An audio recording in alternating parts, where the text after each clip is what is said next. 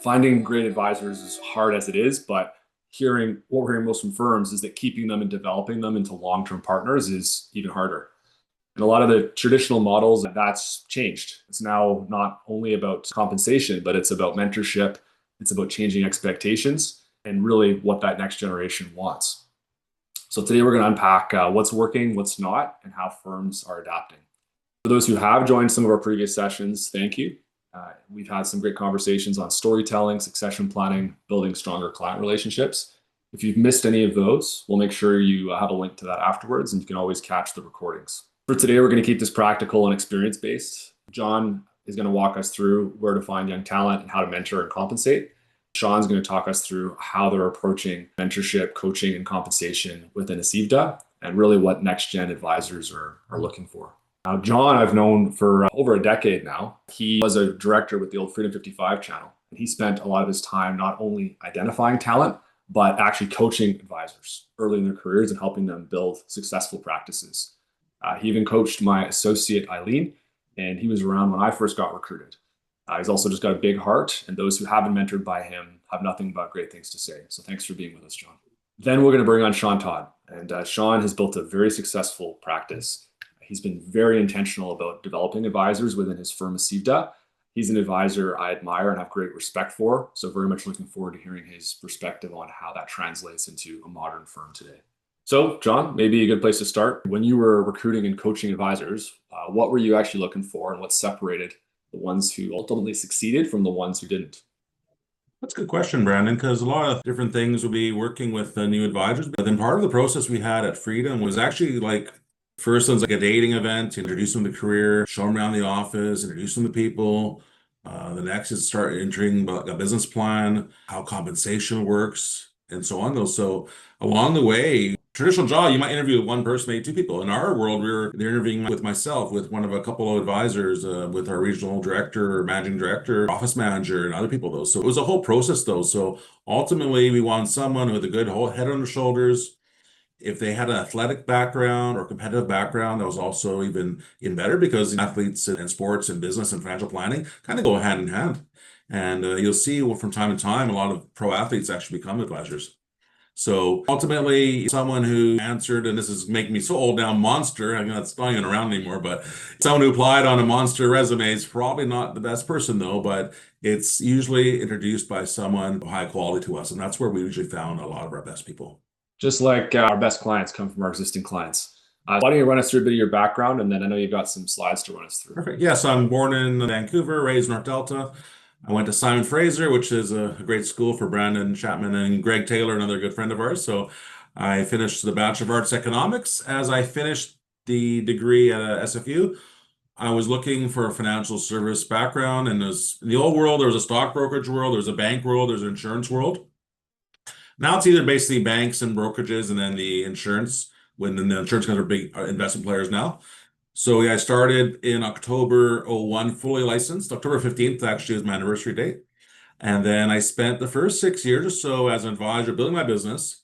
But from the beginning, I was always looking to help because in the world I was learning, and I grew up where I worked for my dad at a restaurant, and that's my only employer. I've had two employers, my dad, and then we'll call it London Life, Canada Life, Financial Horizons now. So I've only had two really bosses in my life, though. But in a world where I went from service industry to financial services, a lot of people are helping you. So from right away, I was looking to give back right away. So in my 6th year, an opening in management, and then they actually approached me to say, John, we'd love you to be a director.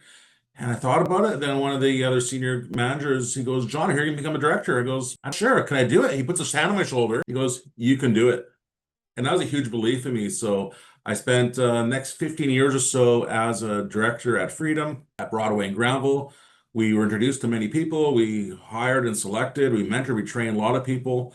And ultimately, it was a great experience. And then in 2023, I went back to individual practice, which I've been the last, I guess, this is my 3rd year almost back to business. And as a CFP, I'm more of a general practitioner. I don't focus on one area or not, but I'm looking at people ideally up with 250,000 of assets or more. It's kind of the target market I would look at, though. But again, even though I had left the management side with my old team I had at the Freedom or Can Life, we still have like a WhatsApp group. We talk every day. I'm in contact with people. People still call me, say, John, I have a question. Can I pick your brain? I said, sure, no problem. So it's always an opportunity though. So even though I've stopped the management side, that support side's always been there for me though. It's hard to say no in this world. Like I'm probably sleeping or I'm on a vacation though. But otherwise, approachable and it's always a thing. And also encouraging people to learn. So not just saying, hey, what's the answer? Say, well, let's get to the answer. What's your question? And go from there. So early on, when I was doing the licensing program, I excelled. I wanted to get top marks in the licensing. I wanted to learn all the scripts, all the processes. Again, brand new career for me. So I was told at the beginning, a week is a great way to start. So I figured out a sale a week.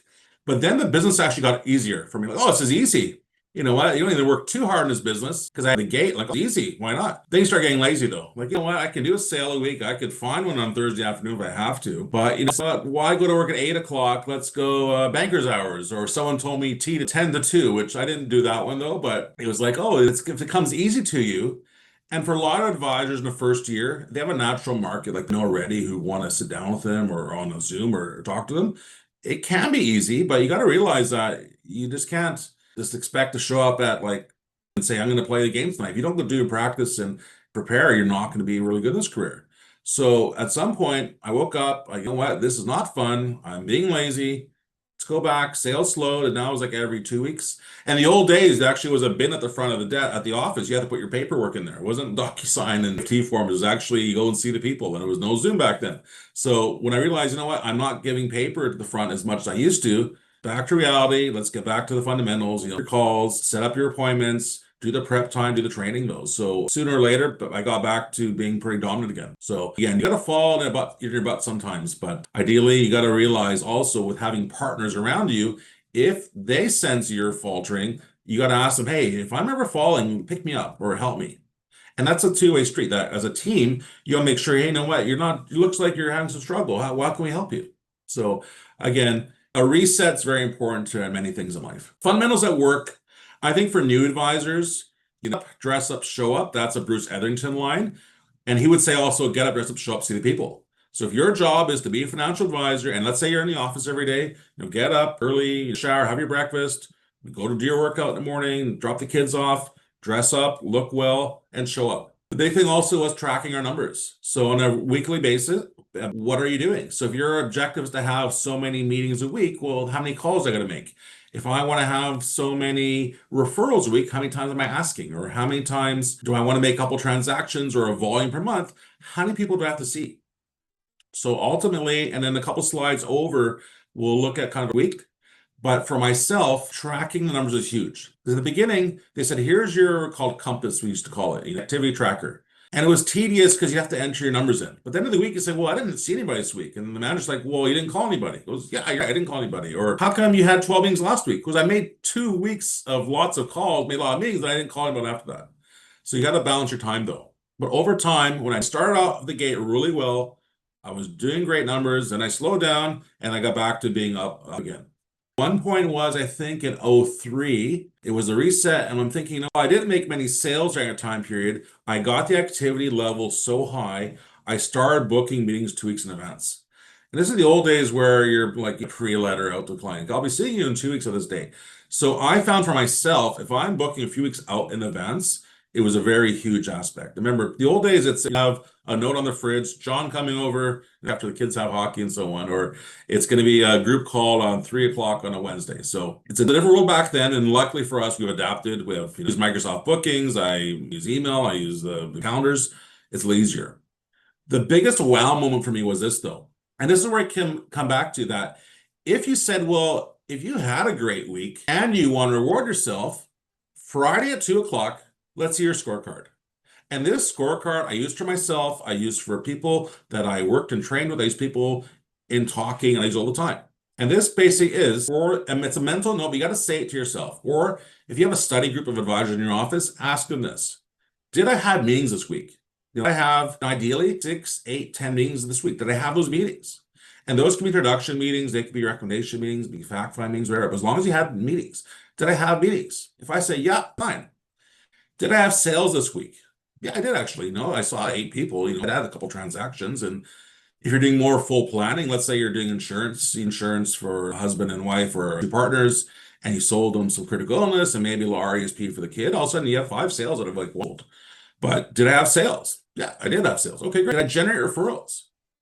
Because ultimately, if you're closing a client and you've closed them, you've delivered their policies or plans to them, you've given them the fancy binder, they're not going to buy from you tomorrow again, but they're going to give you referrals. So while I close that household down, I have a new one coming up. So did I get referrals? Yes, I did. And this is the big key, the last one. I put it last for a reason. Do I have meetings next week?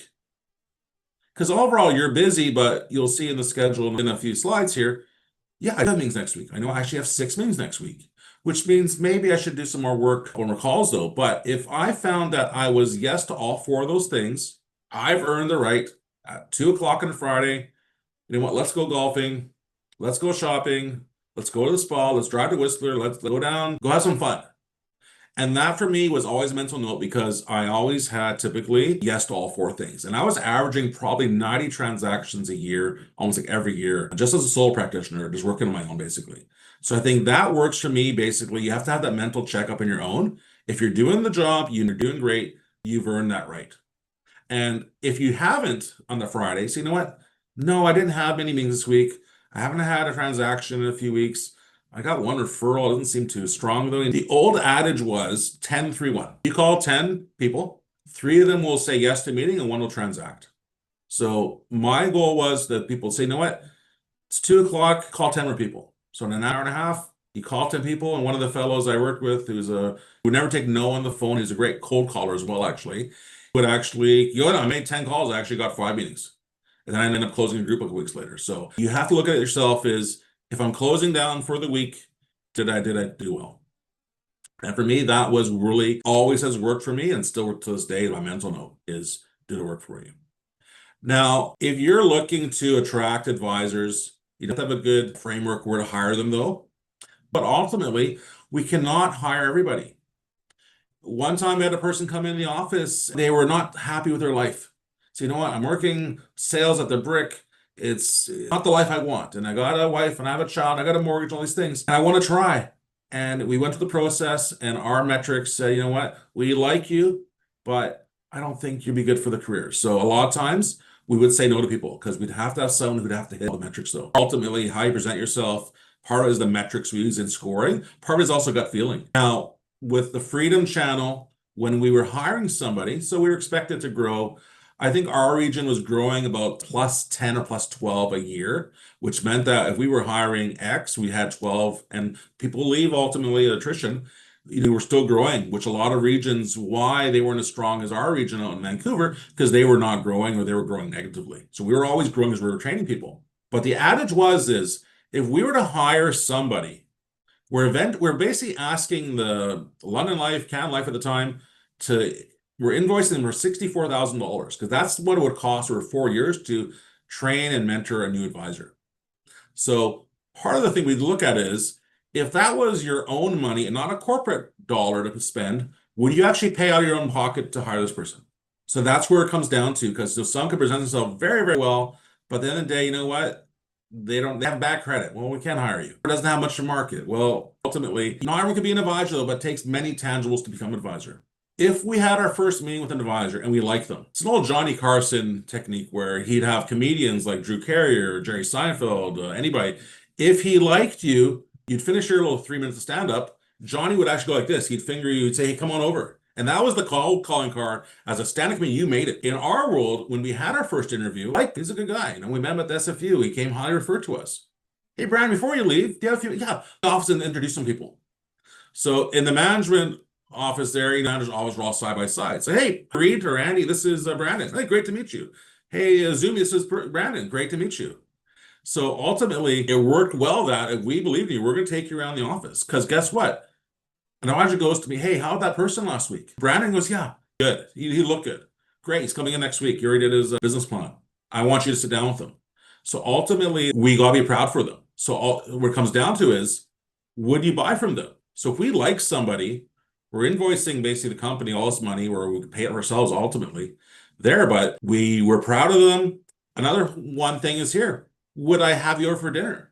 Am I that proud of you of whom I'm hiring? Would I have you over for dinner? So all these tangibles basically will make who is a prototypical potential financial security advisor. Again, still got to go through licensing, still got to go through the 5-week program we would have for new people. They got to work with the advisor, the director, one-on-one as well. But these are all small things. And if you're doing a group setting where you're interviewing, maybe it's 3 of you interviewing a person, this person, their suit wasn't the best, but you know what? They probably never had a suit before. And the belt buckle didn't match the shoes. But we can teach them these things. But they were early, they were on time, because that's one thing you can't teach, being on time. No, they were here 10 minutes early. They were respectful. We talked our admin at the front. They were very respectful for them. So a lot of these thoughts which are running through our head, because we're going to say, you know what? I really like this person. Me too. Great. He did well on the sales pro. He did great on the career profile. And being proud of them is huge. So once we've hired someone, they've gone through the program. If I have a new advisor, first things first, it's in the calendar. There's no excuses. Weekly development. Each week, we're going to look at your Granum or your activity tracker and say, okay, let's take a look at how was your week? How many introductions did you have? How many fact finds? How many referrals did you generate? What are you working on? It's never the case of, you know what, I have a great sale. I met a guy at Starbucks the other day and he's flashy. And no, no, no. We're going to go from the beginning.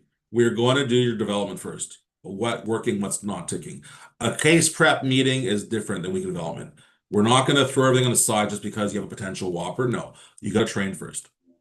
So that's always been the calendar, and usually 9 o'clock, and I usually do 20-minute meetings, just had a little buffer between because I got to make notes and stuff. From Monday at 9 o'clock till probably 2 o'clock with a break in between, I had all my new advisors typically doing their weekly development meeting. And they would have to send me their numbers in advance, so I know in advance what's going on. So it takes some time there. Role play and joint work. So if you don't have a meeting, this week, but you have one maybe next week, okay, role play. Or maybe you're not doing good on the phone.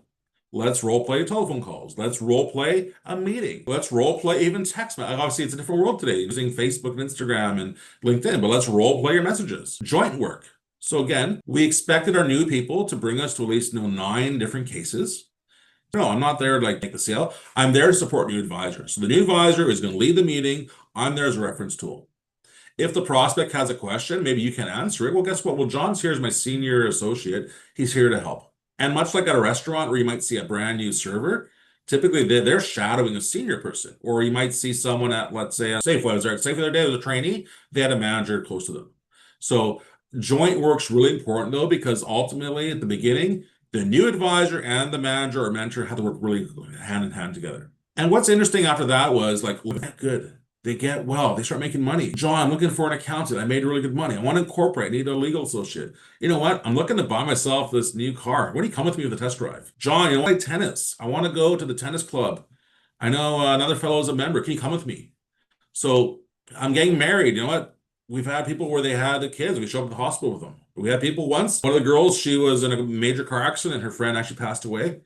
So I was respectful for the time. And then as soon as she was healthy enough, I went as the manager. I went and saw her. I spent time with her family, and they appreciate the fact that their boss, manager, basically came over and met with them, make sure everything's good. And you know what? We know you're away. We know you're unable to work, but we're here to help you and support you, though. So being there is a huge aspect. My birthday a while ago, my 50th birthday, I think I had a lot of the work guys from my office here, and a couple of other guys were there as well. So you know what? Work family. You have a family at home, you have a family at work. How do you make sure that it's kind of the same thing? I don't go to work because I have to. I go to work because I enjoy it. And I want to make sure, and I said this years ago, if my work family is fun and productive and you're also making money, which is a good thing about it, I'm enjoying it. I don't bring work home, or I turn off the computer because my kids want to coach baseball or go to hockey or go to soccer. But we separate the time that there's work life and there's family life, but make it there. And the wins together is a huge thing, like I said. So activity drives results. So if you have a lot of the fundamentals in place, the weekly Granum, that's going to be your kind of how well you're doing. If you have 4 introduction meetings a week, so every week your goal is, as a new person, book 4 introduction meetings. Monday at 9:30, Tuesday 9:30, Wednesday, whatever it is, book 4 introductions a week. As long as you do it every week for a year, that's going to drive 4 introductions this week equals maybe 2 fact finds a week after. The week after that, another 4 introductions, 2 more fact finds, plus it carries from the previous one. If you always book 4 introductions a week, you're probably going to make, this is the old school number though, maybe like 80 grand in the first year at least, and not bad. That's all it is. Can I book 4 meetings each week with new people I can talk to? Because they're a fact find meeting, they're going to generate the background analysis aspect, they're going to generate solution and also the writing the business and also referrals though. At the end of the month, if I have 70 points, we had a random breakfast. So 70 is kind of random. That number might actually be lower than it is. I think some companies want 100. But if you have 70 points for the month, we had a breakfast. And the breakfast was nothing special. It's actually, I think it was like just Tim Hortons like bagel sandwiches, but it was a club you have to be going to. It's like Saturday Night Live, the Five Timers Club, where you're part of a club. There's no fancy jackets, but if you're there every month, you're making a good career and doing well. And once you're busy and everybody in the office is doing well, what happens is culture changes. Guess what? It's a winning culture. We're winning on the field. We're winning off the field. We're having fun. We're doing things. We're growing the business. We're growing the office. These are all great things. And success is contagious. So let's say that you're an advisor and you're a junior advisor working with a senior person, perhaps, and you have a friend who's some other company saying, you know what? I don't like it there. It's boring. It feels like it's work. It's not happy. Okay, well, come talk to us. Have a meeting. We'll bring you to the office. It's contagious. If you're doing well in the business, people will see it. That's a huge thing from my aspect. This is the Granum system that John was referring to. So you basically get points based on meetings, phone calls, and then potential sales. So really good to just have a system in place. This is what I started with when I was in the business, and it sort of evolved as the practice has changed. Compass is one thing in the activity. If you're doing those things as well, set your schedule, set your week based on the priorities you have. So when's the time to call? When's the time to plan? When's the time to produce? Yeah, blocking's huge. Whenever I'm meeting with Eileen, who's my associate, we're talking about the week she has ahead. I can see her calendar. She can see my calendar. How do I ensure that she is being productive with her time and I'm being productive with my time? That's how ultimately we grow the business. So these are John's kind of here. Basically, advisors referrals work best if you're trying to find new people to join your firm. You have to have a weekly structure and work to support those younger advisors. And then for retention, you need to be tracking activity and build that culture. Thank you so much, John. This has been fantastic and also a nice blast from the past. I miss those old Granum breakfasts. Those were good times. Let's switch gears now and flip over to Shawn. So, Shawn, how does what John shared here compared to what you're seeing on your own team today? I'd very much agree. A lot of pressure a new advisor is under. And so you can imagine when you're building your practice, and I think when I was in topics today, it was going to be on several issues related to attracting, retaining, succession planning with these new advisors. So from what John described, we can see a lot of pressure. It's a lot of work to be successful in the under 5 years category. So imagine you're now running a practice and you're worried about your policies and growth and acquisition and client servicing and expectations and compliance in addition to all of that. So that kind of leads me today. So I do see it as a very valid topic. I think the industry is changing, Brandon, in ways that we've never seen before. In fact, I'll stand in my soapbox and say that the financial industry and sector has changed more in the past 5 years than it has in the past 25 years. And I keep saying that. I may have heard it somewhere, but I'm stealing it like my own, like John said. So I just think we're in this massive state of change. We're in an area where it's untread. We all came from career shops or banks or financial institutions that looked after the training, the entering of new advisors in a way that John described. That is no longer the case. In this new world that we're in, this new state of change, we are all independent. And if you're not yet, you most likely will be. So I find that this taking on of new advisors is becoming more of a challenge. So great advisors becoming tougher and tougher. And again, like I was describing earlier, it's really in this massive state of change. And even John's experience and even my own, I left a successful policing career because I wanted to join my stepfather, who's now still in the business, 52 years. But I came in not from the finance world and not from a commerce background. I wanted to be a lawyer. But I was able to get my certificates and come in and become successful through a lot of grinding, like John's describing. But now that's no longer the case. We're not going to see that in the future. We have applicants now and people that we're now bringing into our firm that have spent 3, 4, 5 years becoming very educated in finance or commerce. And this is becoming a requirement because of regulatory decisions. So we're not seeing uneducated or people that haven't earned their stripes. These new candidates coming in, they feel they have earned their stripes. They've spent 4 years becoming a financial advisor or a financial practitioner before they've even shown up at your firm to apply. So that's a big difference. The second big difference is that the compression of fees, the offsetting of those responsibilities, the individual advisor is becoming paid less and less and less because fee compression, but being asked to do much more. They're being asked to do all the things I just spoke about, like business out, marketing development. I want you to do all the compliance. I want you to do the portfolio development and oversight. And I want you to do all the financial planning. And clients' expectations of value is higher than it's ever been. So I feel like there's these changes that create an issue, current state that we're in, and definitely where we're going. So I think I'm going to try to walk through in the next 20 minutes some solutions that we've done at Acivda, the firm that I look after. I think we've done a fabulous job in creating a really great culture, but I'm going to explain some of the things in context to what I want to speak to. So let's talk about what's different here. So this is kind of one for me is going to be talked about the market changing. The commission is what we receive as practitioners. I believe the expectations for the younger people are higher. And I think sometimes for owners, it becomes a pain point because we're like, oh my God, like I didn't grind the streets like I did years ago. And it's like, well, the world they're coming into has changed massively. When we were grinding around and the world that what John was describing is the same as my stepfather did 52 years ago. And at that time, we're selling life insurance policies and placing business and trying to do as much as you could to actually earn a strong income and survive. And that's just no longer the case. I can't work as a sales person anymore. It's a service expert, and you're a financial planner, and you're a wealth advisor, and you're helping people build professional, but also provide professional advice. So the way we provide that's entirely different. And due to regulatory changes, thank God, it's really helped the client have more transparency. But also, again, because of that, there's no DSCs, there's no funny stuff that's going to help a young advisor get through. They don't have a book of business that they can survive off of for the first 4 or 5 years. It becomes very challenging. So, of course, what we're seeing now is even what we have to do at our firm is you really have to add some life support, salary to attract and entice a new advisor who's well qualified, who's spent a lot of time getting to that point to be successful, and take that pressure off them a little bit and have them perform.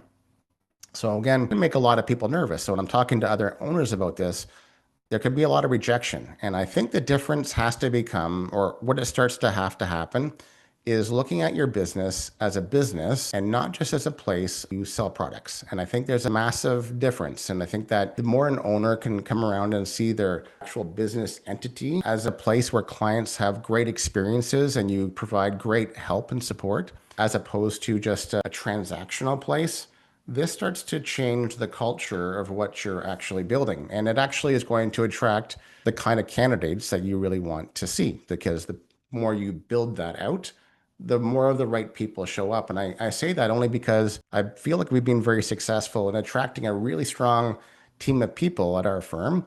I feel like we started off very small and you get the right person in the right chair. And then from that, you start building out really great roles and responsibilities of what you expect and what it's going to look like and feel like for clients. And then you to continue to add the right people. And I think that's a very delicate time for most businesses. You add the wrong person and you could really have terrible experience, but you start adding the right people around to the point now that I can leave team to help decide a lot of the decisions that are being made because they see the same things that I see as well. Good succession and adding people into your team is really strategic. It's not just a matter of I've got a job role, got to plop somebody in. It's more than that. It's really you're building this beautiful entity in practice. And the more you do that, I strongly believe the more your clients feel that.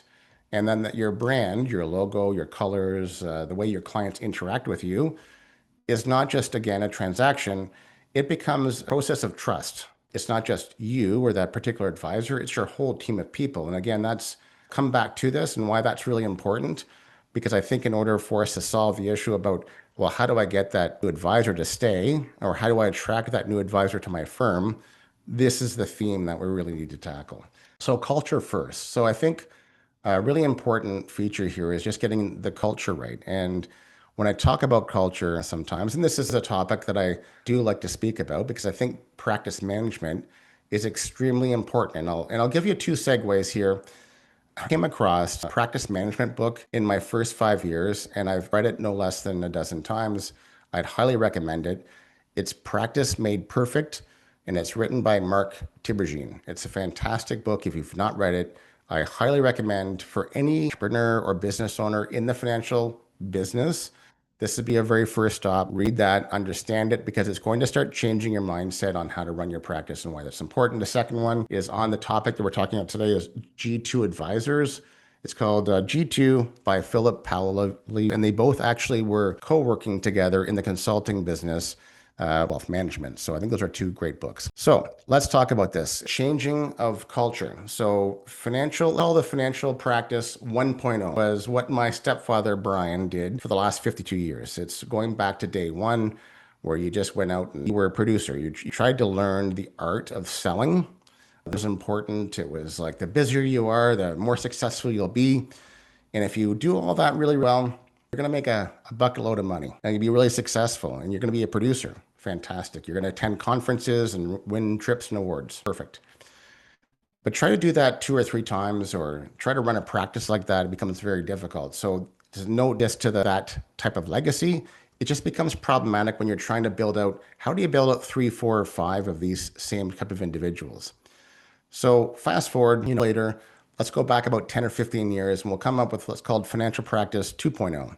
So now we're going to start seeing the assembling of 5 or 6 advisors inside of one office.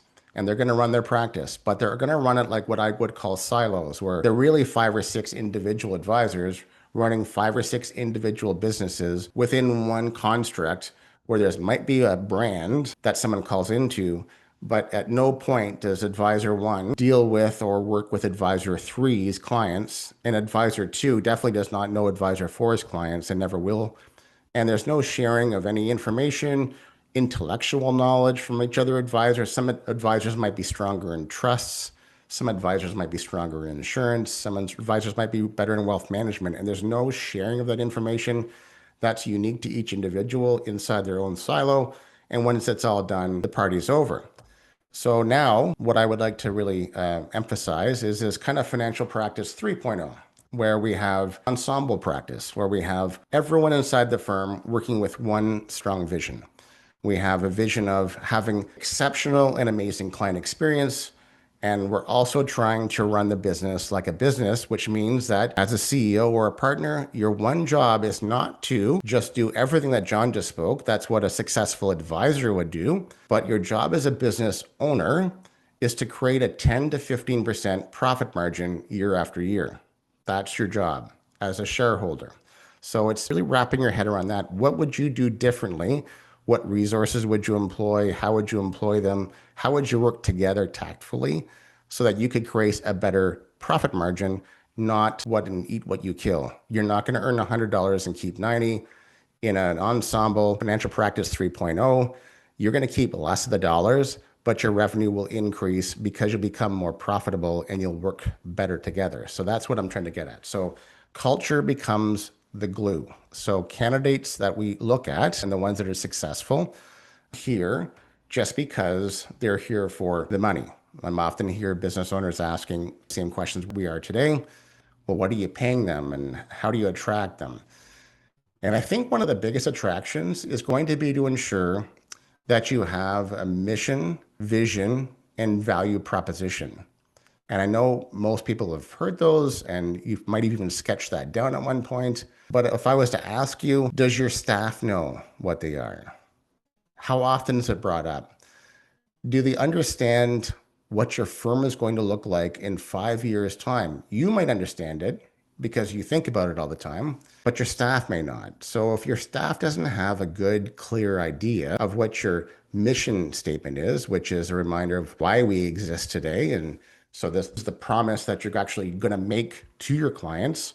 Vision is, where is the firm going? So where is the CIVTA going to be in 10 or 15 years? Can I describe that to someone? And what's your value proposition? So why would a client choose me versus another firm down the street that has a very similar value proposition? So who do I serve and in what way will I serve them?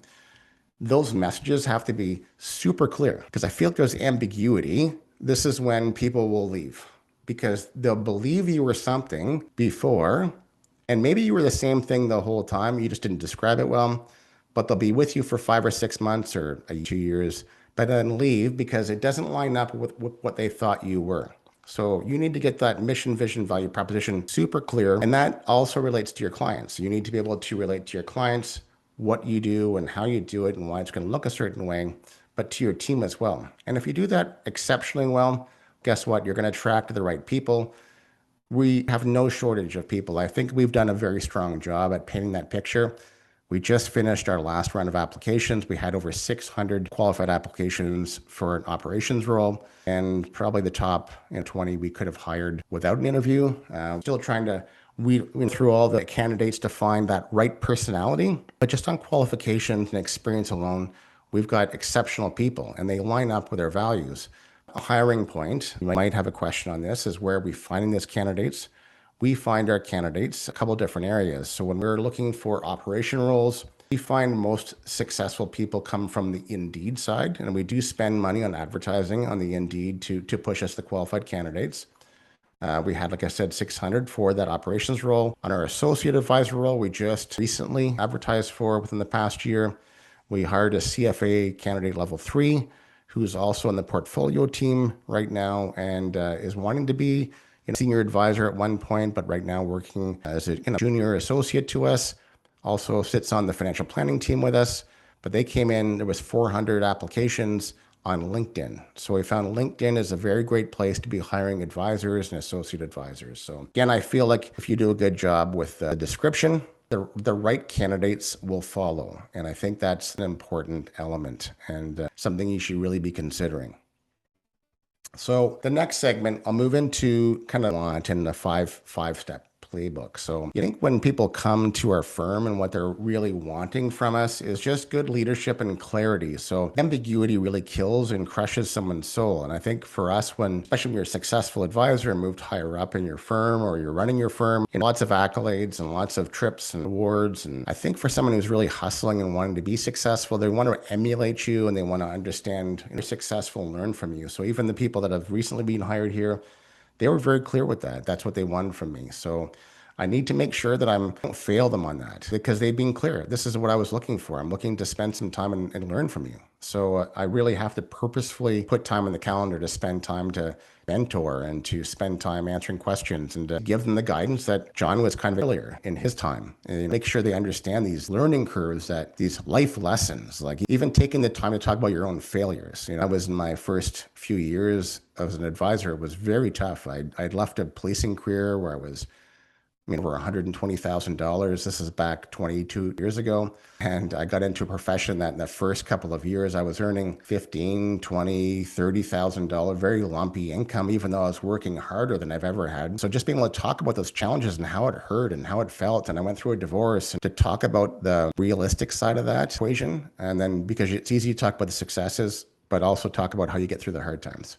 So I think the first portion of it is really important that we get that. You want to make sure you find the right people. Then you want to get that onboarding and feel it, make exceptional. They've worked hard to get there. So I make sure it feels like a real process. Like they feel like they just got on the Blue Jays. So it's like, congratulations. This is a big deal. And you should be extremely proud of yourself. Then we want to spend the time and ensure that we have a good process and developing their skills and set expectations with them. 60, 90 days. Here's what we're going to lay out and what we're going to map out for you as far as your training schedule and who's going to train you and who has that responsibility. Then we want to spend some time also making sure they understand how the compensation is going to work, that the harder you work, the more you'll get paid. And we've like to run off of the salary, whether you're an advisor or you're a member. Here's your salary, here's your expectation and your role within a CVDA. This is what you're going to do. So even advisors here have a role to give back. So this is in exchange. There's going to be, for advisors, there's going to be a bonusing. This is what you get paid on if you do really well and you do a really good job and you earn more revenue than we expected. Then here's your salary expectation of what you'll do individually, but also what you're going to do at the firm. And so when I ask an advisor, would you mind mentoring the new associate? I'm not cutting into their opportunity to make money because they're making money by virtue of the salary that I'm giving them. So there's a share. Again, we're trying to get out of that eat what you kill. It's our focus here is going to be exceptional client experience. The client, they need to experience the absolute best experience they've ever had anywhere they've ever dealt with. That's what I'm trying to go for. But we also, through that, want to make sure that we have a profit line there that continues to grow. And it should make so much sense that if I was to explain it to you as an outside investor, you would say, I would invest in your company. I'll give you $100,000 because I know it's going to work it should be that airtight. So we want to have compensation laid out really well and then a transition. So whether that's a transition from the role they're in to a more senior role to maybe one day be a partner, I think that's really important in partnership. Or can I do a different role? What if I want to grow my skills? And I really strongly believe that if you hire the right people, when I hire for an operations role, I hire them like they one day be the COO of the company. I don't hire them like I was hiring an operations person. I'm looking for talented people that have a willingness and opportunity to grow.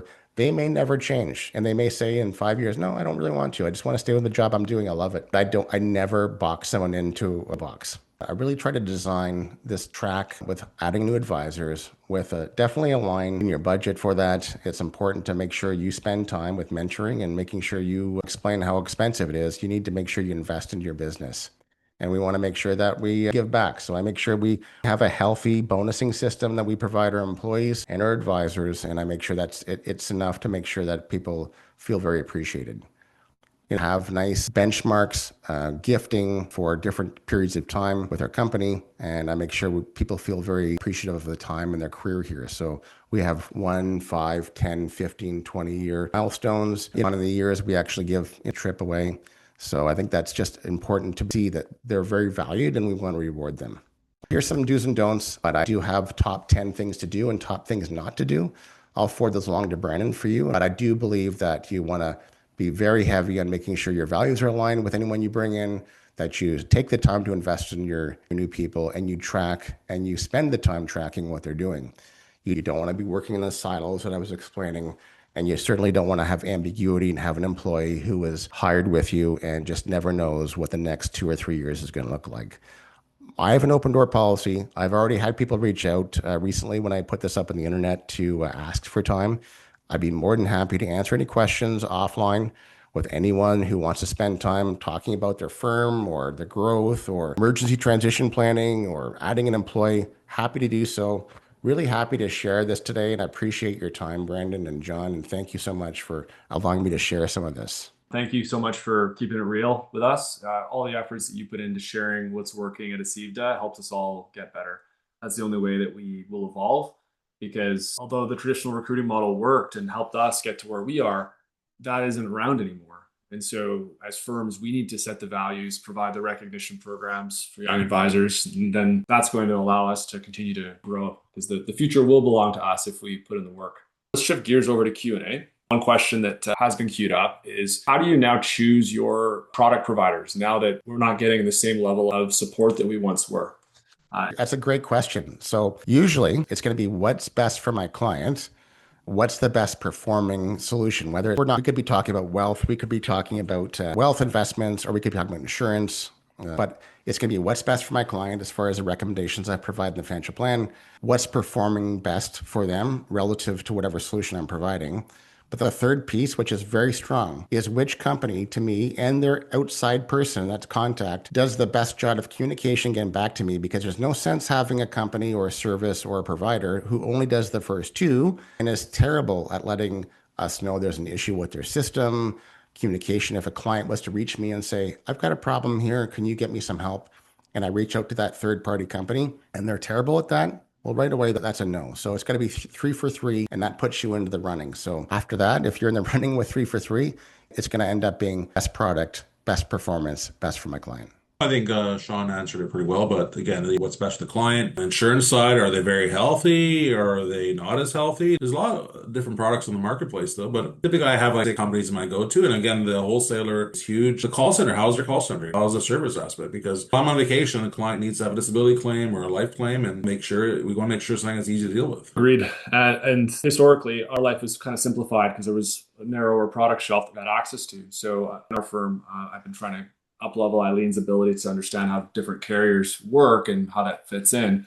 But then there's the administration side of servicing books of business with, say, different carriers. Maybe things are on different systems. You've got tons of logins across various different platforms. That becomes a bit of a challenge. How are you guys managing that at Acivda, Shawn? It's becoming more of a challenge from the operations team. So we've broken our operations team down to basically specialize. So we have insurance specialized operations team members, and they just own the insurance portion. So their job is to be in touch with the carriers, own that channel, and that they become experts in that, and they became the key pieces of point of communication between the advisors, their clients, and the operators. And if it's the investments, we've got operations team members that just run investments. So unlike some firms I know that have admins associated to different advisors, we've done it the opposite. We've not done the advisor associate. We've actually just done operation team members own certain channels and they become experts in those channels. That makes a ton of sense. You kind of have different point people within the firm that are experts with the different carriers. But then you got to make sure the right people stick around, because if they bounce, then people won't know how all the systems work. So we got a question in from Darren. Shawn, can you explain your comp model in more detail for a new advisor, including bonuses, shared cases, salary, etc.? It's going to really change depending on, if I was going to break it down into kind of funny numbers, and we used, let's say, two different scenarios. There's level one, where you have this level one advisor, no previous experience. They're coming out of university. They've worked at the bank for a couple of years. They've got know their own book of business. Well, you don't have to navigate the same pain points as having an advisor come in who's, let's say, 8 years in the business and has a book. Example, level one advisor, they're 30 years old, they need a salary. So you'll need to come up with, and if you look at that book I was talking about earlier, Practice Made Perfect by Mark Tibogene, what you need in order to establish the kind of culture you want and not have an eat what you kill mentality, you really need to start setting the standard that the house is going to have a cost, and it's not going to be a small cost, it's fairly substantial. So let's just say, for an example, the advisor might be expected to earn $100,000, but they keep 50. That, I'm not saying that's the right number. I'm saying it's close to that. So if you were going to expect this new advisor to earn $100,000, their salary might be in the $50,000 range. And then you want to set with them that, so there's one element of that salary, and the second one is bonus. So how much is that bonus? And it's basically, well, that advisor, are they just working on their own cases, or are they going to work on some of your cases? So that was a pain point that we had to solve on our own, because on previous junior advisors, I'd be asking them to do, I've got a financial planning case. I need you to spend some time reviewing the investments and put it in analysis and start putting some data in.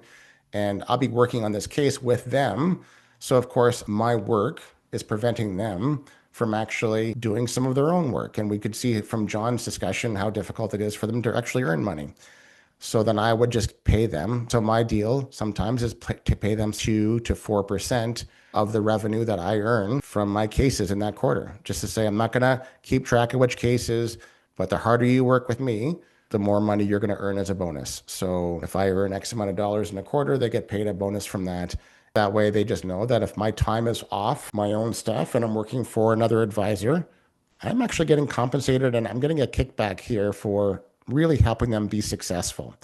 And I feel like that's really helped. So we've got a good culture with that bonus and salary combo. Then you might have to adjust it to get the right number depending on the candidate. Now let's fast forward to like a level two. Someone's in the business 7 or 8 years. They have now their own book of business and might be creating $100,000 of revenue. So there's going to be a cost to that. In order for them to come into the firm, I need to have that openness to describe that it's going to be a cost to running inside the practice. So on that, they might be used to be earning 100 and keeping 90 because they've kept their costs really low. They don't have any infrastructure. They don't have staff. As an example, might be something along the lines of, you're going to bring 100,000 into the corp because that's your business. You're getting 60 for that. That 40 is kept for us. That's the cost. That's our split in a sense. That's the firm taking back, and it's going to cover the cost of your operations and admin. Then there's going to be a salary component, and we can do the same math in this. And depending on expectations, performance, needs, there's still going to be a split on the salary. So the first item for that 7 or 8 year advisor is going to be a salary component for what the business they actually already have. 2, it's going to be for the business they're going to produce that year. And the third line item is going to be for the bonus. And you need to decide on the math. But it's hard to be finite on that on an example, but we do have 3 components. And then just like for ownership, there'd be a 4th line item. So we have owners in our firm that have previous business. So this is what you're paid for your previous business. This is what you're paid for your new business. This is what you're paid for your bonusing. Oh, and then you're also a shareholder. So this is what you get paid for being a shareholder. If I'm no longer the CEO, well, my salary for my role of what I actually do might be removed and say, well, I still receive ownership, but I'm not receiving a salary for my role. Just some food for thought. Yeah, and that's great, great advice. And your firm are probably further along than I'd say most firms who have maybe just added another associate, like the first associate or second associate. But I think we're all trying to figure this out. We've done it out so we have like 5, 10, 15, 20 years unlicensed employees, Wow. just so they can set the expectation so that a staff who's unlicensed, who doesn't know if they want to become licensed or not, they might actually be able to see, well, if I actually did the time, become licensed, I moved from this bar to this bar, and this is the salary role as opposed to this salary. Because I think otherwise you're just throwing darts the whole time and people get frustrated because why does this get paid more? They're like, well, I've been showing you for 5 years that you're at the top end of your bracket. You're a senior employee here. You're not licensed. We're going to pay you a little bit more, but we can't pay you substantially more. But if you want to, you can go to a different bracket and do more responsibility, take on more of a role, and or further your education, and we'd be happy to pay you more. It has to be clear. No, that's great. We're used to there being almost no structure. So those books that you recommended earlier, Shawn, is that where you got most of the ideas for bracketing and stuff like that? Or did you use any outside resources other than that? No, I'd say those two. I've spent so much time on this practice management side. That first one, Practice Made Perfect, is the fundamental to a lot of my own brainstorming and thought. And there's a few people that I have spent a lot of time talking about practice management with, and that's the one that they've all gone back to. So I feel like from that, someone might come across their own learnings, but I give a lot of credit to Practice Made Perfect. If you want to stay in touch with Shawn or John, you can find them on LinkedIn as well as Instagram. I encourage you to follow them. They both put out some good content. We added a Instagram channel called Advisor Confessions. It's a bit of a meme page for financial advisors. So please give that a follow if you like it. Let us know. If you don't like it, you can also let us know. On the advisor flow side, we added file upload for advisors to upload to clients now. So this was a feedback piece we got, I think, from a CDEP actually. So clients will receive an email notification if an advisor uploads a file to the client. And we'll continue to bolster these features as we get feedback. If only we can get our dealers to push tax slips to advisor flow, then our clients and us will be living a dream world. Lately, we added within the client portal potential next steps or client journeys. So now you can set up which forms you want your clients to complete to grow their relationship with you. Use our templates or add your own templates. Check it out. Let us know what you think. And then by attending today's call, if you want to have your tech stack reviewed, Brad from our team is offering a complimentary tech audit. He'll look at your current tech stack and provide you some insight, not just about advisor flow, but CRM or other tools that might be relevant for your business. Now, I'll just open it up to John and Shawn. Any final comments from you before we wrap today? Oh, thanks, Brandon. Thanks, Shawn. It was awesome to be on it. If anybody has a question, add me on LinkedIn or Instagram, whatever you like. Email me. I'm always available. I am as well. Appreciate that, Brandon. Everyone, I appreciate you sticking around. Please just shoot me an email, a note. Happy to talk about anything, any questions you have. John is doing a great job at Life Insurance Canada. It's in a Facebook group. There's a lot of useful info on there. So check that out if you're not in that group. And Shawn continues to build a great community on LinkedIn and through the advisor communities he's a part of. So thank you guys both for being here. Thanks to all the attendees for sticking around. And we'll see you all soon. Keep building a great practice, everybody. Bye-bye. Bye.